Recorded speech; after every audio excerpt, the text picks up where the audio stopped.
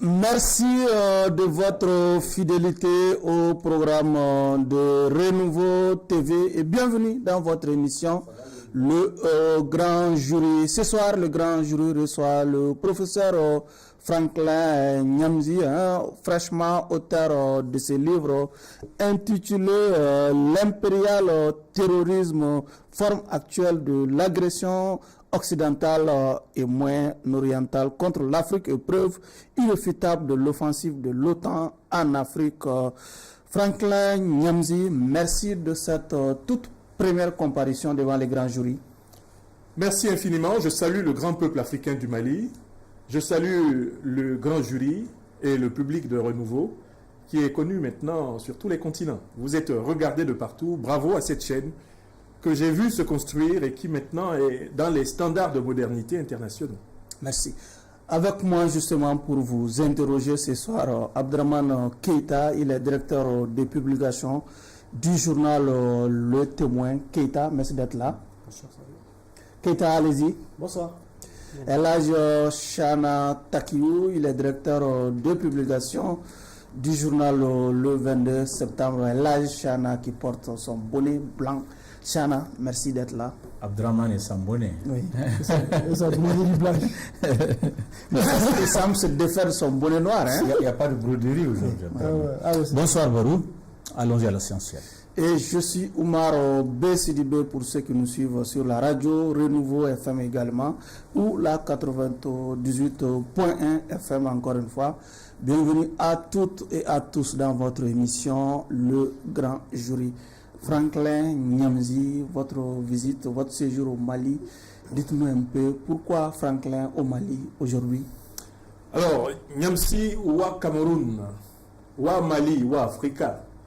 Je suis fils de cette terre et il n'y a pas un seul recoin de notre triangle extraordinaire africain qui ne soit en quelque sorte représentatif de l'espoir d'une communauté émancipée, prospère, en paix et en sécurité, dont je suis devenu en quelque sorte l'un des ardents défenseurs sur le terrain des idées.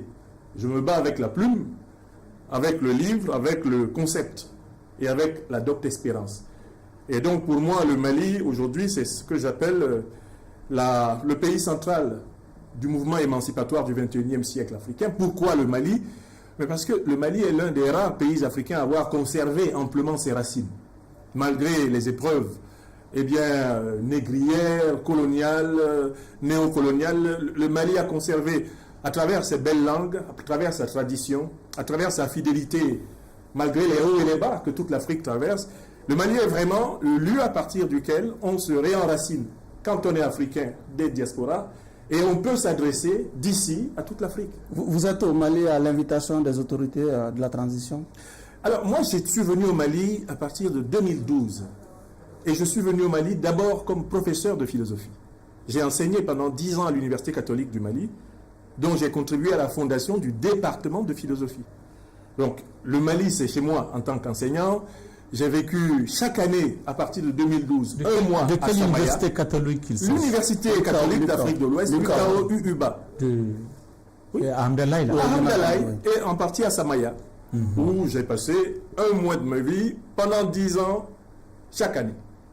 Donc le Mali, c'est d'abord une terre dans laquelle je me suis connecté en tant que pédagogue, en tant qu'enseignant. Je suis prof de philo, de sciences politiques et d'histoire politique africaine accessoirement. Et progressivement, le Mali a été le lieu à partir duquel j'ai estimé qu'il m'était possible de m'adresser le plus largement aux Africains.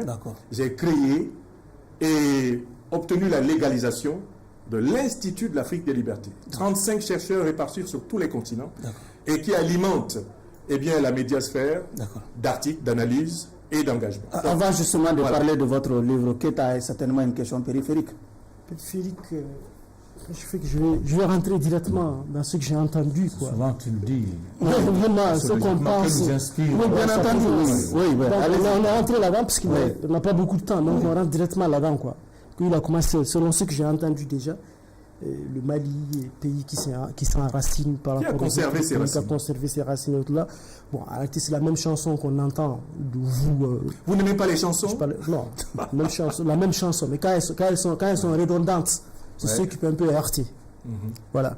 Donc, la même chanson qu'on entend, chaque fois, les racines africaines, est-ce qu'en réalité, à force de regarder derrière, d'être passéiste, d'être comme on peut dire rétro-top, est-ce qu'en réalité, on n'est pas en train de perdre la marche du monde de l'avant, parce que de plus en plus, on parle dans le reste du monde, on est en train de parler de l'IA, de l'intelligence artificielle, on est en train de parler de développement d'une certaine envergure, mais nous sommes là encore dans les racines. Est-ce que vous n'êtes pas en train de, au lieu d'œuvrer vraiment à l'émancipation réelle et moderne de l'Afrique, une émancipation un peu passéiste, si vous voulez, maintenir l'Afrique dans le passé. Quelque part, on ne peut pas dire inutile, mais hors de saison. Allez-y. Merci de votre question. D'abord, je voudrais vous dire que l'une des raisons pour lesquelles les Africains aiment le Mali, c'est que c'est une grande terre de musique, au moins depuis le Moyen-Âge, au cœur de l'Europe, de l'Antiquité, du Moyen-Âge. Mais je vous ai bel et bien dit. Quand vous posez votre question, laissez-moi répondre. Ah, mais non, ça ne va pas se passer comme ça. Je vous ai laissé poser la question. C'est pas très difficile. Mes réponses ont des vertus thérapeutiques. Acceptez d'être ici en thérapie avec votre frère que je suis. D'abord, je voudrais dire qu'il ne faut pas utiliser des métaphores méprisantes envers la musique, envers la chanson. Parce qu'elle est l'un des moyens par lesquels l'homme est en rapport avec la beauté, avec la vie. Et présenter l'opinion de quelqu'un comme une chanson qu'on a trop entendue, c'est d'une certaine façon aller à l'attaque ad hominem. Pour moi, le grand jury doit porter sur l'adrem, la chose dont on discute. En effet, dans la question que me pose mon frère Keita, il y a quelque chose qui renvoie à la chose. C'est comment s'inscrire dans le monde, dans la complexité du monde actuel, avec un discours qui en appelle aux racines. On peut appeler ça un discours, pas une chanson, parce qu'il y a du mépris dans cette manière de parler. Vraiment, hors de moi, mais je sais. Voilà, loin de moi, tout mépris. Mais comme ça, on commence le débat. Quand je parle de vous, il ne s'agit pas de vous personnellement. Bien sûr, il s'agit de tous ceux qui sont... Les passéistes, les passéistes. Non, les panafricanistes. Voilà, ça commence. C'est très intéressant. Les panafricanistes. Vous voyez que j'ai bien compris la question. Voilà. Non, mais je sépare quand même le fait qu'on peut dire son idée sans avoir besoin de procéder à l'anathème, M. Sidibé. Allez-y, on ne peut pas imaginer aujourd'hui un seul progrès dans l'histoire de l'humanité qui se produise dans la négation de ses racines, c'est-à-dire de l'originalité, de la personne, de chaque personne que nous sommes ici. Nous sommes tous des manifestations de l'unique qui est à l'origine de tout ce qui existe, mais chacun recevant une part de cette unicité, ça fait que nous sommes des personnes, et les civilisations sont des personnes collectives. Aucune grande civilisation ne brille dans la mondialisation actuelle en ayant coupé ses racines. Regardons le Japon, regardons la Chine, regardons même l'Occident qui prétend être né du miracle grec. Il n'y a pas de grande civilisation coupée de ses racines. Ça n'existe pas. Même dans le domaine technologique, dans le domaine de l'informatique, de l'intelligence artificielle aujourd'hui, on utilise des concepts, on repense des concepts qui sont en rapport vraiment avec les tripes des gens. Donc pour moi, il ne s'agit surtout pas de nous enfermer dans le passé. Et quand je dis que le Mali est l'une des rares nations africaines qui ont conservé amplement leurs racines, parce que je compare la situation malienne, par exemple, à la situation des pays d'Afrique centrale d'où je viens. Ce sont des pays, par exemple, où les langues nationales ont connu une érosion impressionnante, avec 40 à 50, 60% de la population nationale qui est jeune et qui ne parle plus une seule langue nationale. Le Mali, par exemple, a pu conserver, notamment, par exemple, le Bambara, comme une langue qui rassemble dans sa diversité ce peuple et conserve sa tradition. Je ne suis pas passéiste. Je suis pour l'idée que la culture, c'est ce qui permet d'innover, de créer, en ne se perdant pas. Et quand j'invoque cela à propos du Mali, c'est précisément parce que cette personnalité culturelle dense et vivante du Mali inspire aujourd'hui les Africains. Non pas parce que les Africains veulent s'enfermer dans le passé, mais parce qu'ils veulent fonder leurs institutions en s'inspirant. Monsieur l'invité, oui, mon cher professeur Franklin. Et à l'annonce de votre arrivée au grand jury, il y a eu beaucoup de réactions. Super. Je suis dans plusieurs groupes WhatsApp, mais il y a un groupe WhatsApp qui s'appelle Bikitake de Malik Konaté, peut-être que tu connais, qui est à Paris, Malik Konaté. Le journaliste. Le journaliste. Ben, j'ai eu mille et une questions. Très bien. chacun me demande de vous poser telle question, telle autre question, Allons-y. telle autre question. Mais je ne peux pas poser toutes les questions. Mais il y a quand même une question principale qui revient. Exact. Vous, en tant que panafricaniste, Oui. vous prétendez défendre les 3 pays de l'AES, les 3 pays pichistes. Et pendant que vous, chez vous, au Cameroun, Très bien. il y a un pays, un président dormant, il n'y a bien. pas de démocratie, il n'y a pas de liberté, et vous parlez peu de votre pays. Qu'est-ce Oui. qui explique cette situation? Ah, j'adore cette question. Oui. Monsieur Sidibé, vous vous souvenez de m'avoir posé un jour cette question. Oui. Je mets au défi le grand jury ici rassemblé de citer un seul des livres que j'ai écrits sur le Cameroun. Vous avez préparé l'émission, vous connaissez l'invité. Oui. Est-ce que vous m'avez googlisé, mon cher frère? Vous verriez que j'ai écrit 5 livres sur le Cameroun. J'ai vu un de tes livres. Ah oui, mais citez un titre. Vous êtes en train de regarder Internet. Non, c'est pas Internet. Ça, c'est dans le Google. Il s'est fait un lépo pour te montrer. J'ai écrit plus de livres sur le Cameroun. Critique de la tragédie camerounaise. Très bien. Ok. J'ai écrit plus de livres sur le Cameroun que sur n'importe quel autre pays africain. Ça, c'est le premier point. Deuxième point, je suis issu de la résistance camerounaise à la dictature de Paul Biya. Nous avons été exclus dans les années 90 de toutes les universités camerounaises, privées de notre pays, depuis bientôt 25 à 27 ans, par M. Biya.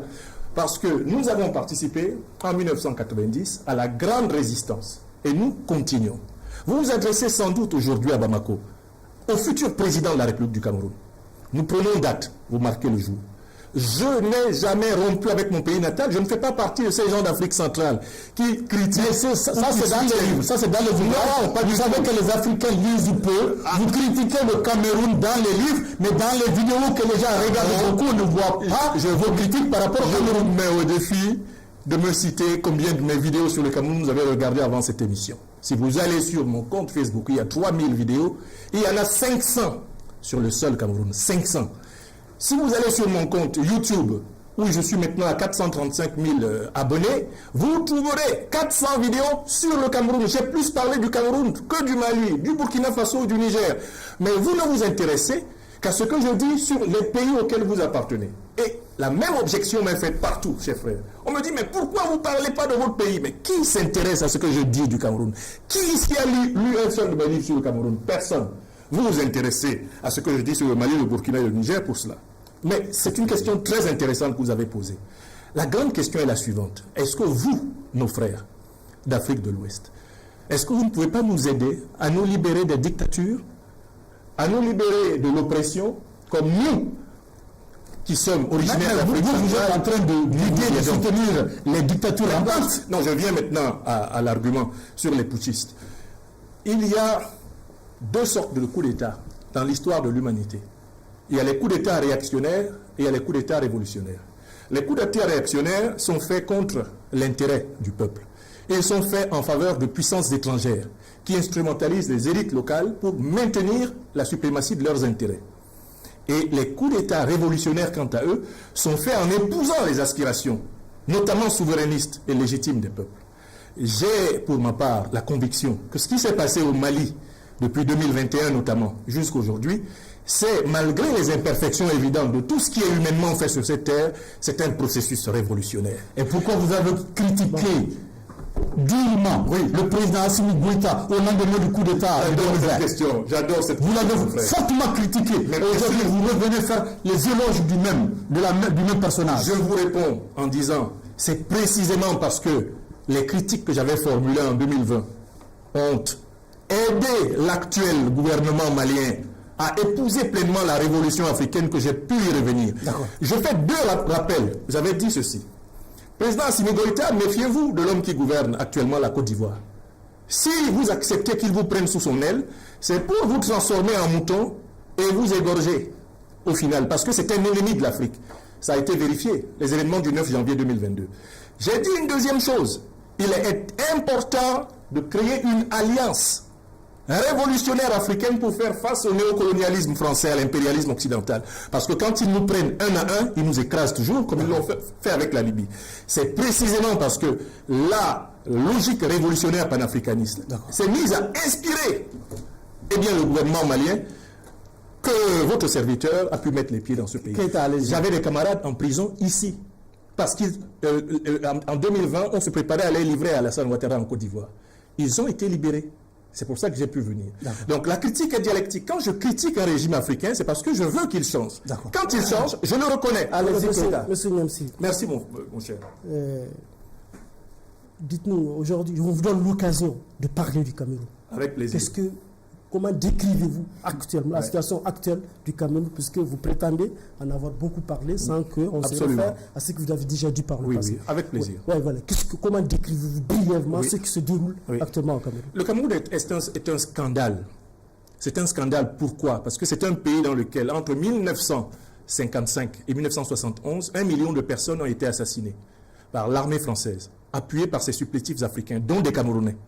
Au motif que ces personnes-là s'étaient mobilisées autour du grand mouvement de l'émancipation camerounaise. Ce qui nous intéresse, c'est beaucoup plus le Cameroun contemporain. Vous me permettez de répondre? Ce qui intéresse en réalité. Vous faites les questions, vous voulez faire les réponses? Non, mais non, je peux préciser notre question pour que vous ne nous amènez pas au Cameroun préhistorique. Vous n'aimez vraiment pas le passé. Le Cameroun préhistorique. Je suis en 1955.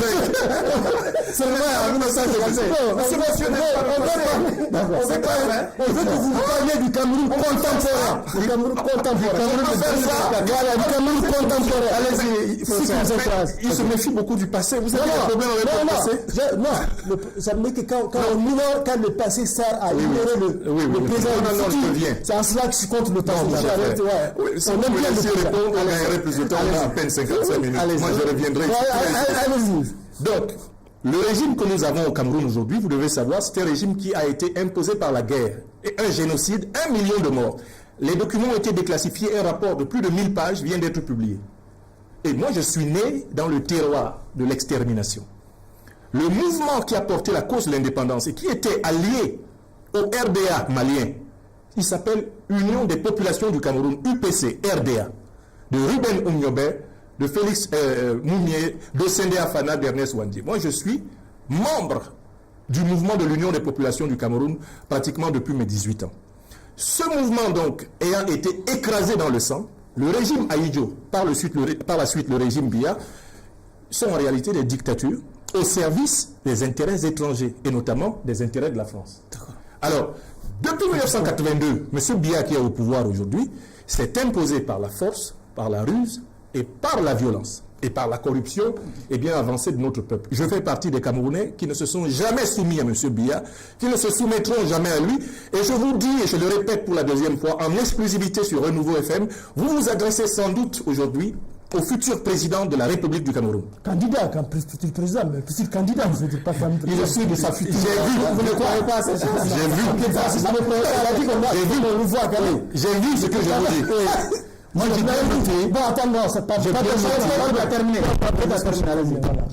Terminé, allez-y. Et puis, je vous ai eu dire tout à fait que vous soutenez les putsch révolutionnaires qui Pourquoi vous aimez le mot putsch? Bon, si vous voulez, les coups d'État. Très bien.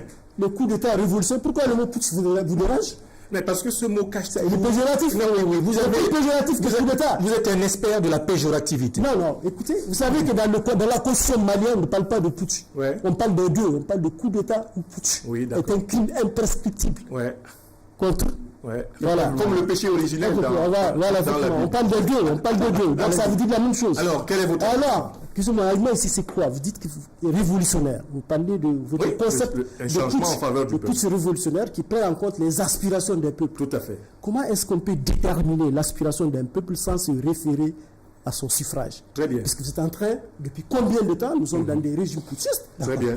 Aucune consultation populaire pour dégager les aspirations, mais vous pensez qu'en réalité, on est dans le cadre des aspirations des peuples. Par quelle magie ou alchimie vous pensez que ce qu'on est en train de faire découle d'une aspiration quelconque? Vous êtes victime de deux présupposés qui viennent de la culture. Vous, c'est qui? Non, vous qui me posez la question. Moi, je vous pose la question. Parce que je sais bien que vous êtes seul, on ne va pas se tutoyer maintenant. Donc, allez-y. Oula, c'est le représentant de l'opinion. En philosophie, on appelle ça la doxa, c'est-à-dire la pensée précipitée. Vous dites quelque chose, que ceux qui soutiennent les coups d'État révolutionnaires sont en faveur de la négation du principe de la souveraineté populaire, puisque le coup d'État révolutionnaire, par définition, c'est la prise de pouvoir par l'insurrection, la révolution par la force. Mais ma réponse est la suivante. En fait, depuis quand vote-t-on dans les urnes pour désigner les dirigeants? Est-ce que vous savez que dans la démocratie grecque, dans l'Antiquité et romaine dans l'Antiquité, le principe de la désignation des dirigeants, c'était le tirage au sort? Est-ce que vous savez que jusqu'au XVIe siècle en Occident, on n'a jamais organisé d'élection? Il aime le passé, hein? Non, mais écoutez, non, parce que mais si, il faut que vous compreniez que le principe électoral n'est pas la garantie de la légitimité d'un système politique. Sinon, le Mali, le pays dans lequel nous sommes, a connu toutes sortes d'élections et les problèmes auxquels Et quelle est la garantie? les problèmes auxquels le Mali était confronté n'ont pas été résolus par la d'élections qu'il y a eu. La véritable garantie, il y a un certain nombre de critères pratiques. Pour le Mali, le Burkina, le Niger par exemple, déloger l'armée néocoloniale française. C'est déjà fait. Mais bien sûr, mais ça a été fait par un gouvernement révolutionnaire. Il faut donc noter ça. Deuxième élément important, reprendre la main sur les ressources. Ce sont les principes qui doivent écoutez, ce sont les principes qui doivent, selon vous, remplacer les principes de démocratie qui sont consignés dans les constitutions. Donc il faut mettre dans les constitutions des différentes constitutions au lieu de démocratie. Déloger l'armée française. Bon, vous avez beaucoup de mal. Au lieu de suffrage, vous avez de liberté. Vous avez beaucoup de mal quand je finis mes réponses. Je ne sais pas pourquoi. Allez-y. Vous m'aiderez à l'aider. Il n'aime pas que je finisse mes réponses. Professeur, allez-y. Donc, premier cas, la question de la souveraineté sécuritaire, souveraineté militaire. C'est un critère typique des gouvernements révolutionnaires. Le deuxième élément fondamental, c'est la souveraineté économique. La souveraineté sur les ressources naturelles. Mais ce que le Mali a récupéré depuis 2021 sur ses ressources naturelles est stupéfiant. Tous les gouvernements prétendument démocratiques, et moi j'ajouterais souvent un N entre le O et le C de démocratique, tous ces gouvernements n'ont pas été capables de faire avancer d'un iota la souveraineté économique, la souveraineté minière de ce pays. Nous suivons les épisodes avec Barrick Gold. Quel gouvernement, autre que révolutionnaire, aurait été capable de poser les actes que nous voyons? Enfin, il y a un troisième critère qui est important. Pour la souveraineté, c'est le critère de l'impact psychologique, l'impact moral de l'action d'un gouvernement. Maliennes, Maliens, vous êtes dans des difficultés réelles parce que on ne sort pas effectivement de la dépendance comme on sort d'un dîner de gala. Mais est-ce que vous savez que l'action qui a été menée ici au Mali a un effet thérapeutique, psychologique sur des millions d'Africains du continent et des diasporas? Voilà trois critères de souveraineté qui sont tout à fait comparables à la fameuse magie électorale qui bien souvent reproduit essentiellement les bourgeoisies de chaque pays à la tête de l'État. Monsieur Niamsi, vous êtes un grand intellectuel. Je vous remercie. Même un intellectuel controversé. Oh, il n'y a pas d'intellectualité controversée. Un intellectuel controversé parce que vous prônez les libertés et vous soutenez ceux qui sont en train de restreindre ces mêmes libertés. Oui, deux. Je répondrai. Quand vous prônez les libertés, cela veut dire que nous devons être dans un espace démocratique. Tout à fait. Démocratique n'est pas un mot que j'emploie de manière neutre. Tu ne l'emploies pas, mais quand tu parles de liberté, oui, mon frère, la liberté rime avec la démocratie. Ah bon? Ah oui, bien sûr. Je ne sais pas. Hein? Si. Parce qu'en fait, il n'y a pas une démocratie, mais il y a des démocraties. Quelles que soient les démocraties. En Chine, c'est la démocratie populaire. Est-ce qu'il n'y a pas de liberté là-bas comme dans une véritable démocratie? C'est ça la question. Parce que de quelle démocratie vous parlez donc au Mali? Laissez-moi terminer ma question. Allez-y. Vous avez raison. Vous ne voulez pas que Abdraman vous interrompe, vous voulez me... Ah oui, il est mais il ne peut pas être interrompu. Ça, c'est bien eu. Ça se comprend. Est-ce que ça se comprend? Je dirais que vous êtes controversé, parce que ce que vous prenez en tant qu'intellectuel et dans vos écrits, dans la réalité, ce n'est pas ce que vous soutenez. Je vais vous répondre. Et vous avez aussi, vous êtes braqué contre la Côte d'Ivoire. Pour quelle raison vous êtes braqué contre Alassane Dramane Ouattara? Est-ce que parce que il est proche de la France, ou bien parce que il n'est pas notaire de sainteté avec Guillaume Soro? Pourquoi vous êtes braqué contre Ouattara? Merci. Je vais répondre d'abord au premier aspect. Liberté et démocratie. La doctrine démocratique nous a été imposée par l'école occidentale.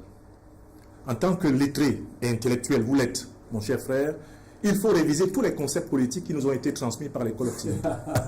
Vous voulez réinventer les choses aujourd'hui? Non, pas du tout. Au contraire, je veux les renouveler. On vous écoute. Parce que nous, en Afrique, nous avons une conception de l'ordre politique. Et la notion la plus ancienne de l'ordre politique, c'est la notion de Mahat. Ma'at qui veut dire vérité, justice, solidarité, dans le négro-égyptien antique, d'il y a 3500 ans.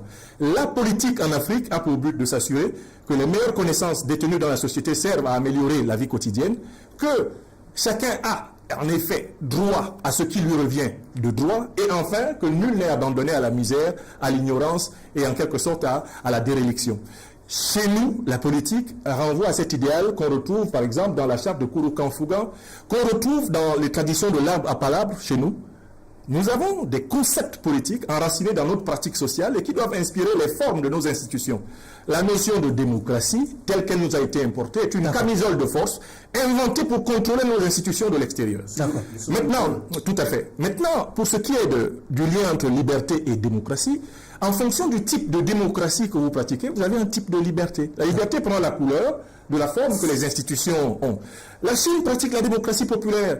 L'Occident pratique la démocratie représentative. Dans l'Antiquité, les Grecs, etc. pratiquaient la démocratie à tirage au sort. À présent, Alassane Draman Ouattara est un homme qui incarne manifestement toutes les qualités les moins recommandables pour un homme d'État.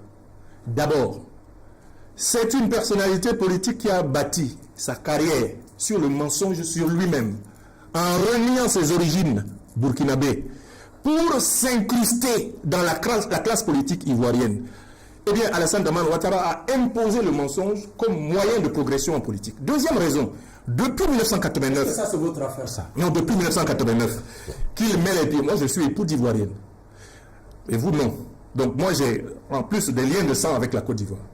Alors, depuis 1989 qu'il a mis les pieds en Côte d'Ivoire, le pays a connu une succession de déstabilisations permanentes. C'est lui qui a créé la carte de séjour pour chasser les Maliens, les Burkinabés, les Guinéens, pour chasser les Africains de Côte d'Ivoire. C'est lui, en 91. C'est lui qui a créé la charte du Nord, alors que c'est sa carte de séjour qui avait provoqué la confusion entre les Ivoiriens du Nord et leurs frères de la sous-région. C'est lui qui tente de succéder au président Houphouët-Boigny en violant l'article 11 de la Constitution ivoirienne en 1993, à la mort du président. C'est lui qui, en 1999, pousse des officiers à renverser pour un coup d'État néocolonialiste le président Bédié. Mais le projet de Alassane Ouattara, c'est le plus grand déstabilisateur de la Côte d'Ivoire. Mais aussi à la sous-région. Concernant le bémol à ce niveau, le projet de société qui a permis à Alassane Ouattara d'accéder au pouvoir, vous avez contribué à son... Alors, je dois vous dire une chose. Oui. Alassane Draman Ouattara a réussi à nous mener en bateau sur un point essentiel.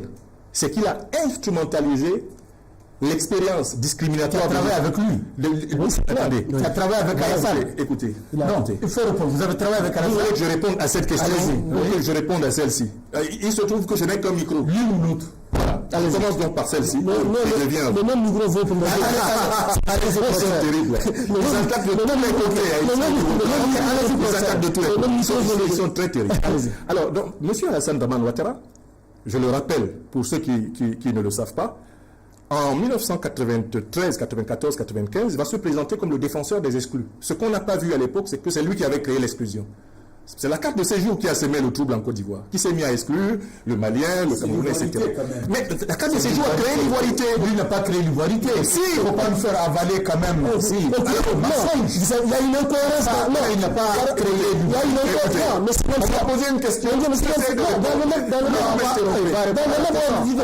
Allez-y, professeur. Souffrez que je vous réponde. Allez-y. Vous m'avez invité pour cela. Allez-y. Il manipule l'opinion politique ivoirienne en créant la carte de séjour. Parce que c'est grâce à la carte de séjour qu'on se met à pourchasser ceux qui ne sont pas de vrais Ivoiriens. Et quand on se met à les pourchasser, il se positionne du côté des défenseurs des exclus. C'est lui qui a créé l'exclusion. Et il m'a fallu, moi, qui suis devant vous, du temps pour comprendre cette manipulation. Aujourd'hui, qui est M. Alassane Ouattara? Il est à l'origine des initiatives de déstabilisation les plus vastes de la sous-région ouest africaine. Derrière la tentative d'agression militaire de la CEDEAO contre le Niger, il avait levé un commando de 1500 hommes, oui ou non, pour attaquer le Niger, Alassane Ouattara. Il n'a-t-il pas déclaré la guerre au Niger? Il avait envoyé 49 voyous ici avec des faux passeports, avec des fausses identités pour s'incruster dans l'aéroport de Bamako, c'est nous, et éventuellement attenter à la vie des dirigeants. Monsieur Alassane Ouattara est un serviteur des intérêts étrangers à l'Afrique. C'est un ennemi de l'Afrique. Il est qualifié de voyou. Mais bien sûr, un militaire qui entre dans un pays avec des faux papiers est un voyou. Monsieur Nancy, je trouve de l'incohérence Oui. dans la mise en exergue de des origines burkinabées dans la scène. Non, pas du tout. Ah, si. Alors que vous êtes panafricaniste. Il a renié. Pour vous, l'Africain est africain.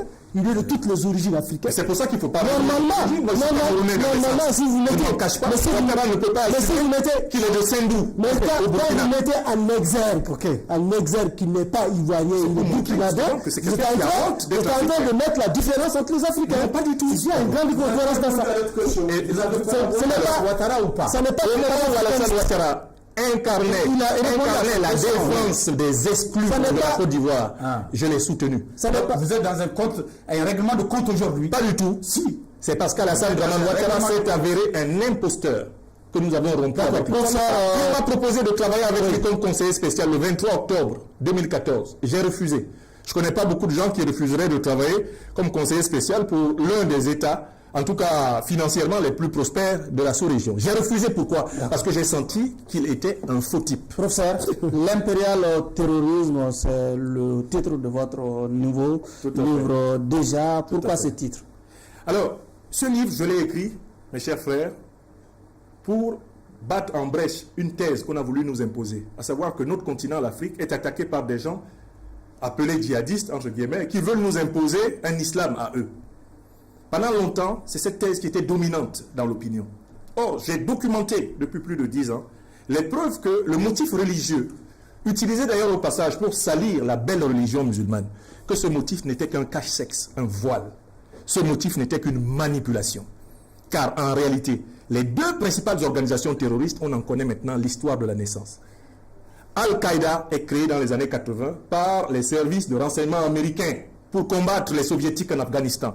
Quant à l'État islamique, l'actuel président américain Donald Trump, qui a accédé aux documents déclassifiés de l'État américain, il dit que Al-Qaïda a été créé, l'État islamique a été créé, financé par l'administration Obama-Clinton.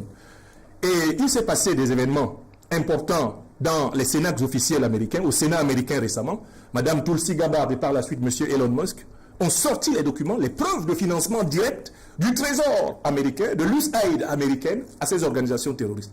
Moi, par d'autres preuves que je ne veux pas révéler, pour ne pas priver mes lecteurs du plaisir de se procurer mon ouvrage, par d'autres preuves, j'ai établi qu'en fait, ces organisations ne sont que le voile, le masque, d'un plan qui a pour but de déstabiliser l'Afrique, notamment depuis le grand saccage de la Libye, afin de nous imposer des conditions d'échange économique défavorables, contraires aux intérêts de nos peuples souverains. C'est ce que j'ai démontré dans ce livre.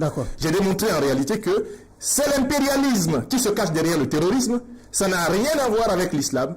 La diabolisation de l'islam est une instrumentalisation qui a été pensée par les puissances impérialistes occidentales et moyen-orientales contre l'Afrique. Le but étant de contrôler quoi? Mais l'uranium, l'or, le cobalt, le pétrole, le diamant et tout ce qu'on veut.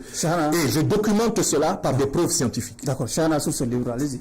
Moi, comme je n'ai pas lu le livre encore, je ne voudrais vraiment pas m'appesantir sur ce livre. Je pense qu'il a donné suffisamment d'éléments. Voilà. Je vais aller sur un autre aspect de l'actualité. La CEDEAO. Ah oui, parlons-en. La CEDEAO. Parlons-en de la CEDEAO. Les pays de l'AES. Est-elle encore vivante? Laissez-moi poser. Les pays de la CEDEAO, les pays de l'AES viennent de quitter. Quelle bonne nouvelle. La CEDEAO. Oui. Vous trouvez cela comme étant une bonne nouvelle. Excellente nouvelle. Pourquoi? Parce que la CEDEAO est devenue à partir de 1991, lorsqu'on a inclus une déclaration des principes politiques dictée par le néocolonialisme français et l'impérialisme occidental, elle est devenue une organisation au service des intérêts étrangers aux peuples africains. Et la preuve, c'est qu'elle a pris des sanctions inhumaines, illégales, criminelles, contre des pays africains qui étaient en proie pourtant à un terrorisme instrumentalisé par les maîtres de la CEDEAO. Donc cette organisation, sa place est dans les calendes, dans les limbes du passé révolu. Voilà un passé dont on peut se passer, la CEDEAO. Elle a montré sa haine, son mépris des Africains. Des Maliennes, des Maliens sont morts par la faute de la CEDEAO. Des Nigériens, des Nigériennes sont morts par la faute de la CEDEAO. Est-ce que vous n'exagérez pas, monsieur le professeur? Mais écoutez, quand vous privez un État de ses fonds souverains, vous provoquez des catastrophes dans les dispensaires, les hôpitaux, les marchés, les entreprises, les familles. C'est un crime économique. Un État qui plus est sans littoral comme l'est le Mali, s'amuser à lui fermer les frontières, à lui fermer les portes de la mer, il s'agit d'actes criminels. Et il faudra qu'un jour le droit malien, le droit de l'AES se penche sur les conséquences réelles des actes de la CEDEAO. C'est trop facile que toute cette affaire passe comme ça. Tous ceux qui sont morts, tous ceux qui ont perdu leur travail, tous ceux qui ont perdu la paix, tous ceux qui ont perdu les êtres chers en raison du comportement de cette organisation néocoloniale, il faudra qu'ils répondent devant un tribunal. D'accord, allez-y, Keita. Oui, mais d'accord, les gens vont répondre. Les gens, non, je n'ai pas. Je allez-y, la voix de question, c'est une que je parle vraiment très sérieusement. Oui. Mais seulement, quand vous pensez qu'ils doivent rendre compte de ce qu'on a fait, aujourd'hui, la même chose. La réaction qui consiste à quitter la CEDEAO aussi fait des victimes. Beaucoup de victimes sur lesquelles peut-être demain, d'autres aussi vont répondre. Décrivez-moi les victimes. Toutes ces personnes-là qui auront des problèmes. Licenciés de la CEDEAO. Sont licenciés. Comme vous l'avez dit, des gens qui ont perdu leur emploi, tous ces gens qui ont des problèmes de libre circulation, tous ces gens qui n'auront plus certaines institutions sous-régionales qui sont des recours judiciaires par rapport des recours judiciaires. Il y a la cour de la CEDEAO. Écoutez, toutes les élections allez-y, c'est la même chose qui se passe. Est-ce que demain, M. Niamzi, d'autres gens ne vont pas aussi répondre des actes qu'ils ont posés par rapport à tant de choses qui ont un impact également, peut-être aussi vital, sur d'autres gens. Et puis, qu'est-ce que vous pensez? Vous pensez cela de la CEDEAO? Qu'est-ce que vous pensez d'une autre organisation telle que la CEMAC alors? Alors, je pense strictement la même chose de la CEMAC que de la CEDEAO. Je n'ai aucune espèce d'appétence pour cette organisation. Parce qu'on ne vous a pas entendu parler de ça de la même façon. Mais ce n'est pas le sujet de cette émission. Mais vous avez souvent, pas cette émission. On vous a souvent entendu parler de la CEMAC, on vous a pas entendu parler je vais vous faire servir, parce que vous ne voulez pas les acheter, mes 5 livres sur le Cameroun. Allez-y. Je vais vous les faire servir. On va les acheter. Nous allons contribuer. Monsieur Keita, donnez-moi un peu de votre argent, achetez mes livres. Allez-y. Que ce soit ce Keita seulement qui s'en servi. Voilà. Non, ça c'est garanti. Vous essayez de poser sur le même pied d'égalité les conséquences des décisions illégales, illégitimes, criminelles, inhumaine de la CEDEAO contre le Mali, le Burkina et le Niger, avec les conséquences de la décision de création de l'AES pour les anciens fonctionnaires de la CEDEAO. Pas seulement. Tous les citoyens de l'espace. Je vous fais remarquer qui ont des avantages qui sont en train de perdre. Je vous fais remarquer qu'il y a une asymétrie de conséquences qui fait que la théorie des avantages comparatifs, eh bien, elle pèse en faveur de l'AES. Un État, il arbitre entre des avantages comparatifs. On gagne plus en étant souverain, comme l'AES est en train de le devenir, qu'en étant vassalisé comme la CEDEAO persiste à l'être. Ça, c'est le premier point. Deuxièmement, c'est la responsabilité des autorités de l'AES d'assumer et de gérer les conséquences des décisions qui sont prises. Par exemple, ceux qui ont perdu leur travail. Je conçois que nos autorités dans l'AES doivent porter une considération particulière à cela. Parce que les dommages collatéraux créent des frustrations et nous ramènent en effet, et je conçois ce que vous dites là, nous ramènent parfois au même problème. Mais il n'y a pas de commune mesure entre les deux. Et pour reparler à nouveau de la CEMAC, mais la CEMAC, c'est la CEDEAO bis. C'est une organisation avec des gouverneurs bancaires, avec des conseillers qui, en réalité, représentent des intérêts étrangers, avec une orientation pour l'alimentation des multinationales non africaines et la désindustrialisation permanente de l'Afrique. Monsieur, il est unanimement reconnu que la CEDEAO est un espace... Unanimement. Oui, unanimement au niveau de l'Afrique et même du monde entier, que la CEDEAO est un espace... un des espaces le mieux intégrés. Où ça? De l'Afrique. Est-ce que vous savez qu'il n'y a que 5% économiquement internes à la CEDEAO? Économiquement et même sur le plan de l'unité africaine. La CEDEAO est en avance par rapport à la CEMAC, elle est en avance sur l'Afrique orientale, sur l'Afrique centrale, sur tous les autres regroupements de l'Afrique. La CEDEAO est l'organisation la plus avancée en termes d'intégration. Et vous sortez des qualificatifs haineux envers la CEDEAO, je ne sais pour quelle raison. Je suis d'accord avec ce que vous dites jusqu'à 1991. J'ai donné la date à laquelle pour moi la CEDEAO a dévié. Quand la déclaration de principes politiques instruite par la France et par les autres puissances occidentales a fait de la CEDEAO un outil de contrôle de la gouvernance des pays. C'est-à-dire en réalité le bras séculier. Monsieur Niamsi, vous Laissez-moi finir. Ah, allez-y. Non, vous pensez donc, que attention, je n'ai pas émis cette opinion pour la CEDEAO de 1975. Oui, bien sûr. De 1975 à aujourd'hui, je parle de 1991 à aujourd'hui. Je vous rappelle une fois de plus que c'est la CEDEAO qui a pris la responsabilité de déclarer la guerre à des pays membres. Pourtant, c'est de 91 à une date très récente que la CEDEAO vraiment a fait de progrès énormes. Non. Pour moi, c'est le contraire. C'est là qu'elle a fait une régression énorme. Non, je ne partage pas votre analyse. Mais c'est pas grave.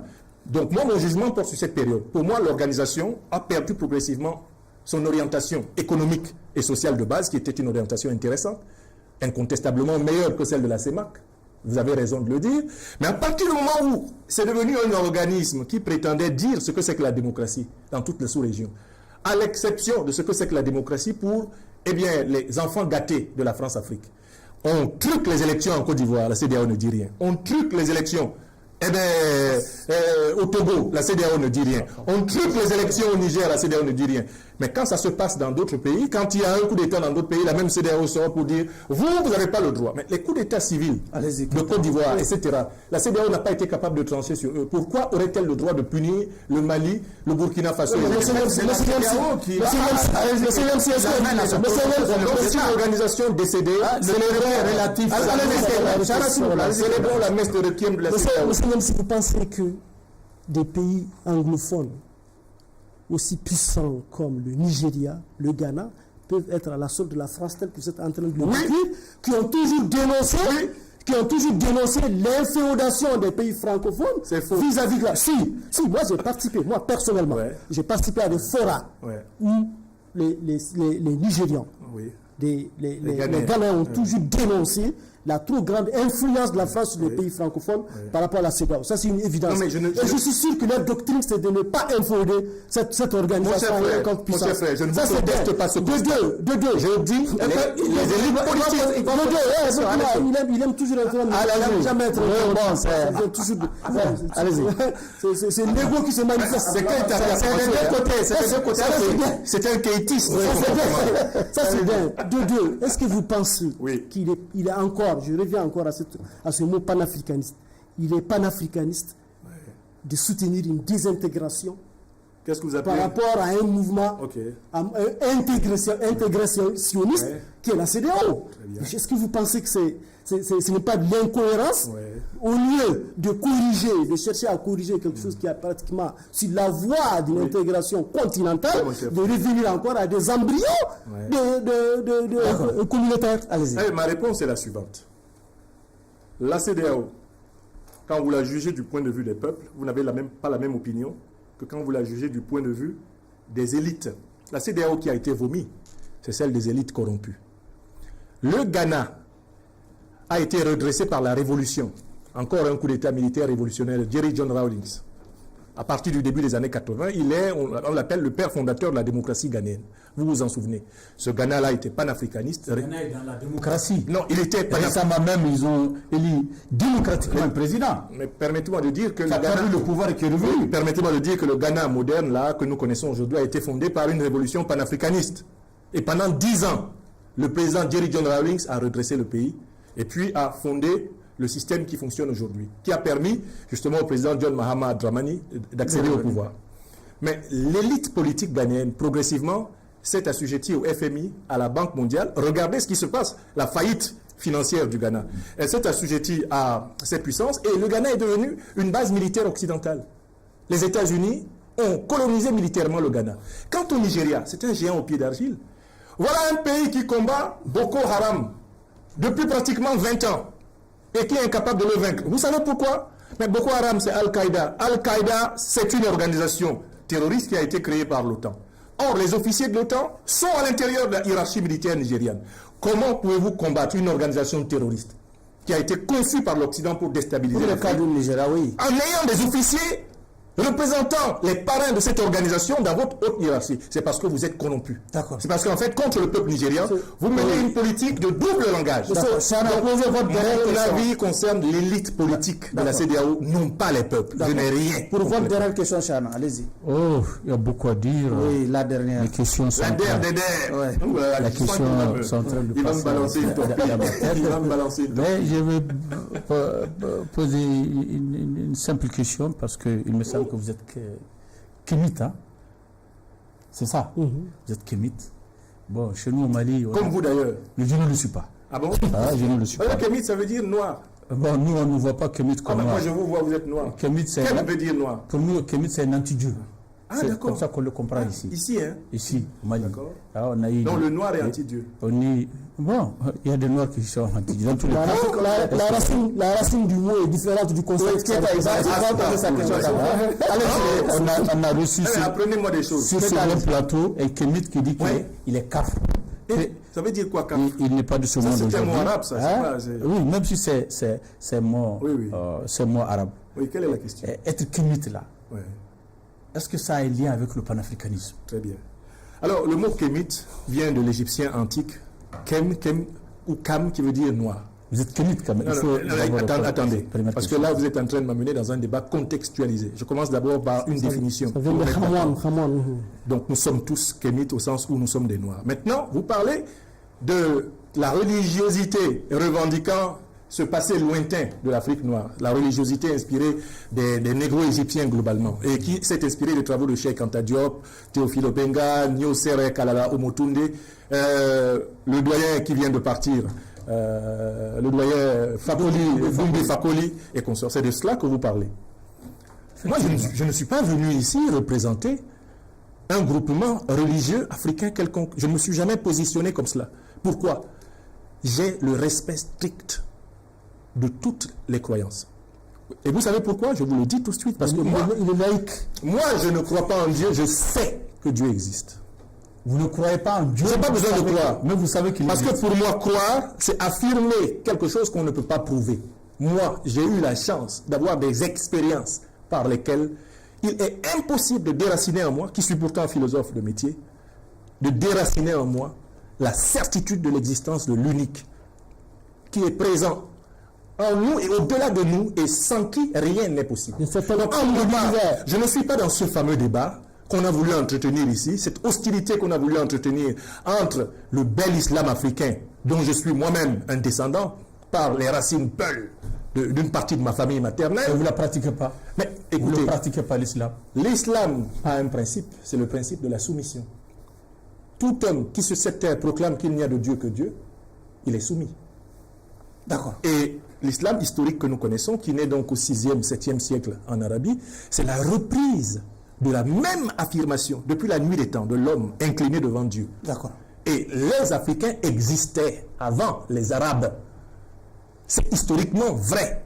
Moi, je n'ai pas besoin de m'accrocher à une obédience religieuse pour reconnaître que je ne suis qu'une misérable créature. Donc, je n'ai pas participé, je n'ai jamais participé à la polémique kémite contre musulmans. Je ne suis pas dedans. D'accord. Parce que je considère que Allez-y, Keita. les croyances sont personnelles et respecter l'autre, c'est respecter ses croyances. Je suis contre toute forme de profanation, de blasphème envers la religion d'autrui. Quand il y a eu la polémique entre musulmans et kémites, vous vous souvenez que j'ai parlé? D'accord, allez-y, Keita, pour la Je ne veux pas participer à cette polémique. Elle ne correspond pas à ma spiritualité. Monsieur Jamsi, j'ai une question en deux volets, comme d'habitude. Non, à un seul volet, cette fois-ci. S'il vous plaît. Keita, Très s'il vous plaît. arrêtez de me piéger. Keita. Je vous vois venir. Il a les yeux pétillants. Là, c'est pas ça. Mais effectivement, je vous ai entendu dire beauté en touche par rapport à une question qui m'intéressait avant. Ah, mais je sais. Ouais, par rapport à votre position antérieure sur Assimi Goïta, et aujourd'hui, vous prétendez que c'est parce qu'il a changé et qu'il a écouté vos conseils. Et je me rappelle que vous avez eu quand même, vous avez le don prémonitoire de dire qu'il allait se faire accéder au grade de général. Oui. Et et vous l'avez dit en des termes qu'on connaît, désapprobateur de son style. Qu'est-ce que vous pensez aujourd'hui du fait qu'ils sont autoproclamés général et tous les autres? Ensuite, vous avez parlé aussi de la souveraineté. Ça fait une question. La souveraineté économique. Et vous vous êtes référé au mieux, dire qu'aucun pays africain ne s'est aussi affirmé sa souveraineté sur ses richesses économiques. Mais on est en train de vous demander, mais pour quel résultat, pour quel dividende? Puisqu'aujourd'hui, nous sommes quand même une économie à terre. L'État est obligé de plonger dans les poches des citoyens pour retirer 100 francs par citoyen par appel téléphonique ou par achat. Je vous regarde, non, mais je ne parle pas pour moi. Si je parlais pour moi, ça n'a pas de sens. Vous voyez? Et une crise énergétique qui freine l'économie et beaucoup tout ça. Pour quelles raisons, selon vous, pour quels résultats toute cette... Merci mon cher. Alors, sur le premier volet, quand je prophétisais, pour ainsi dire, que le président Assimi Goïta passerait général, c'était à l'époque où la révolution malienne balbutiait et risquait de tomber entre les mains du néocolonialisme français. Il y avait le colonel Bandao qui était le président de la transition et le président Assimi Goïta était le vice-président, et Alassane Dramane Ouattara essayait de phagocyter cette révolution. Donc je disais, devenir général dans ces conditions, c'est se suicider politiquement, parce que ça va être perçu comme un avantage oligarchique. Mais à partir du moment où le président Assimi Goïta est le chef d'État malien qui a délogé du sol malien les troupes néocoloniales françaises, il mérite même le grade de maréchal. Même s'il prend maréchal aujourd'hui, personne ne peut dire qu'il ne peut pas. Pourquoi? Parce qu'il a fait ce qu'aucun de ses prédécesseurs n'a fait. Donc voilà pour ce premier point. Maintenant, je réponds sur la deuxième question. Quelles sont les retombées concrètes de cette politique de nationalisation, de nationalisme des mines, de souveraineté au regard, par exemple, de certaines décisions fiscales qui ont été prises ces derniers temps? Pour moi, en fait, j'espère que vous savez que le pronostic des néocolonialistes était que le Mali s'effondre en un mois. Souvenez-vous de la fameuse conversation entre Alassane Dramane Ouattara et l'ancien Premier ministre malien Boubou Cissé. Ils avaient prévu quoi? Écoutez, n'allez quand même pas aider M. Ouattara dans son métier favori. Sauf qu'ils n'ont pas la preuve que le Dieu. Écoutez. M. Ouattara ne peut pas nier qu'il ait pris, dans le cadre de la CEDEAO, des décisions de nature à faire effondrer l'État malien. N'est-ce pas? Donc, en fait, quand vous demandez quelles sont les conséquences, l'État malien est vivant. L'État malien est vivant. Les conséquences, on le connaît. Il y a trois dividendes. Je recommence. J'ai déjà répondu à cette question, mais mon frère Keita, il est très malin, il me contourne pour essayer de me faire une balayette. J'ai dit premier dividende. La sécurité du territoire malien est désormais l'affaire de l'armée malienne. Kidal est tombé entre les mains des fils et des filles du Mali grâce à cette politique. Donc, dividende sécuritaire.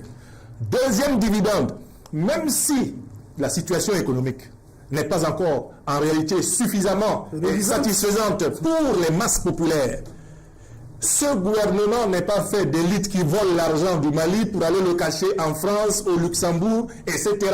Ce sont des gens qui vivent au Mali, qui se soignent au Mali et qui sont prêts à mourir pour le Mali. Deuxième domaine. Même quand ils commettent éventuellement des erreurs, et c'est humain, errare humanum est, sed perseverare diabolicum, ils les commettent ici, devant les Maliens, et les Maliens en jugent. Moi, je suis pour la vitalité de l'expression politique. Enfin, troisième élément, le Mali est un pays thérapeutique pour l'Afrique.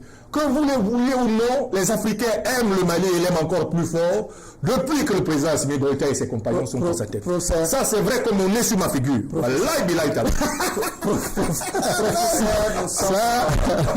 sommes malheureusement au terme des débats. Le journaliste Sidibé arrête le débat. Oh, c'est dommage. En tout cas, on va rester là toute la nuit. Nous sommes donc au terme des débats pour le compte de cette audience. À présent, le jury va se retirer pour procéder à la délibération. J'ai survécu, hein. Ils sont forts. Hein. À présent, vous n'avez plus la parole. Hein. Nous sommes maintenant dans les secrets de la délibération. Bon, je commence par là où j'avais commencé. C'est le président. On a bien écouté Niamsi. Il s'est toujours illustré par les talents qu'on connaît. Aujourd'hui comme hier, c'est la même chose. Parfois mystifiant. l'auditoire en mystifiant ses interlocuteurs, sauf que nous résistons à la mystification. Il faut lui reconnaître ce talent-là au moins. Pas pour être convaincu, puisque très sérieusement, je ne dis pas qu'il manque d'arguments. Il a vraiment des arguments, très sérieusement, mais ce ne sont pas des arguments qui sont peut-être même parfois dont on a du mal à trouver les antidotes. Hein? Mais qui sont quand même des arguments quelque part parfois spécieux, qui ne reposent pas sur grand-chose pour défendre par exemple ceux qui le considèrent comme je ne sais pas, supplétif ou bien alternative à la démocratie, ça je ne peux pas le comprendre. La matocratie. Parce qu'en réalité, moi, je trouve qu'en réalité, il ne se distingue pas des autres panafricanistes par rapport à ça. C'est qu'en réalité, nous assistons à un certain panafricanisme iconoclaste qui est là à tout détruire, alors que ceux que nous avons a au moins l'avantage d'être au service des populations.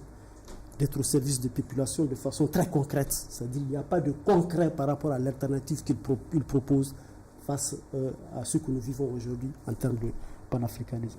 Il a parlé de passéisme, je suis d'accord avec vous, hein. Il faut s'enraciner dans son passé. Je ne dis pas, je ne suis pas contre qu'on s'enracine dans son passé.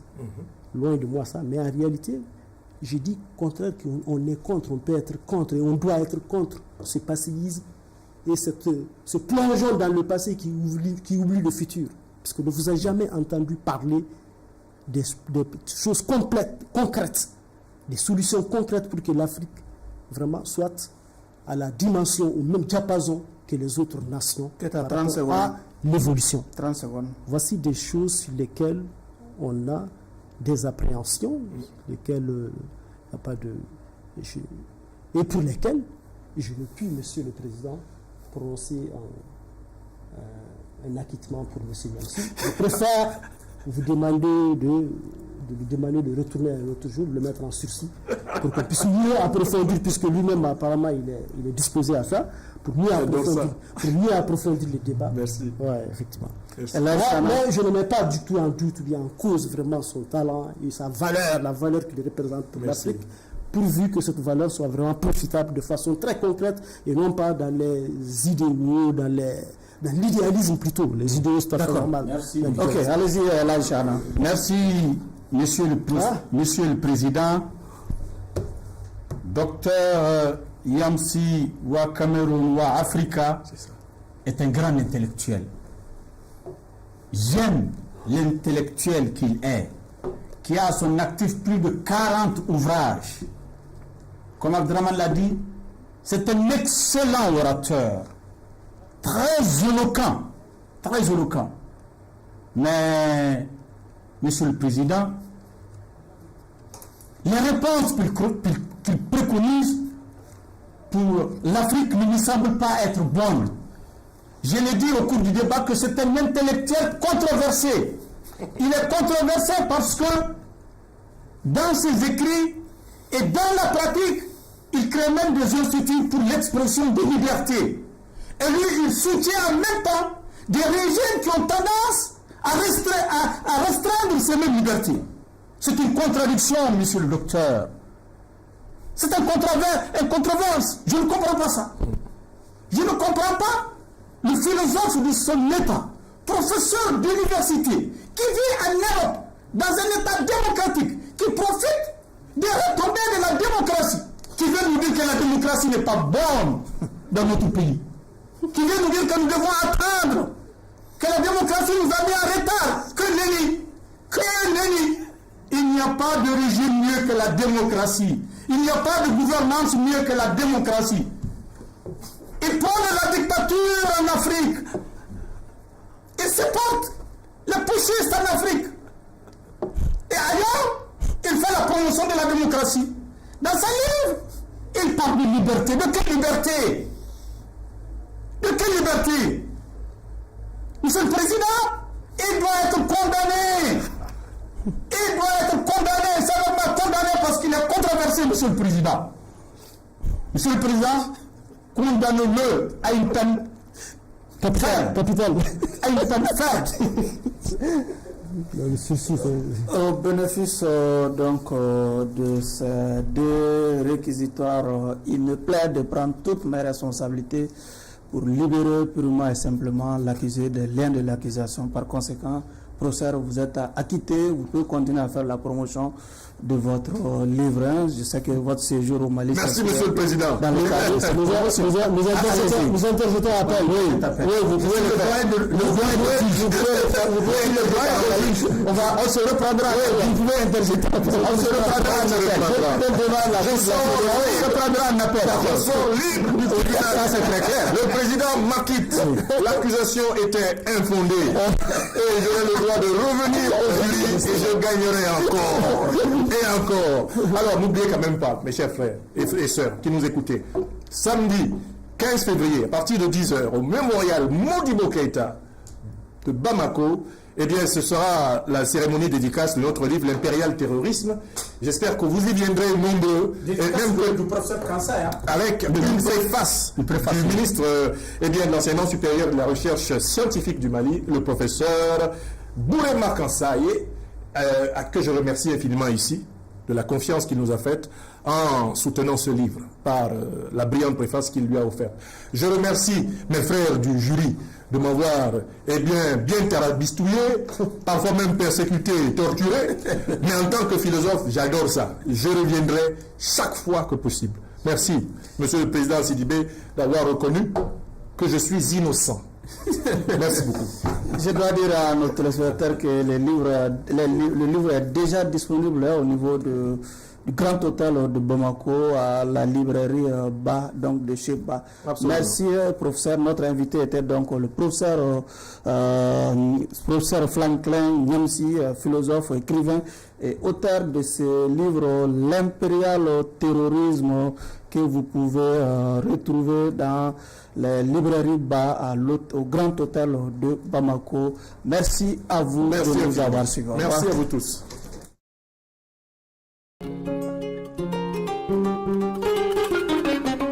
Garage H2A Motors. Mobile Touré Kone Peintre Ko Jigia Fara. Sabu Garage H2A Motors.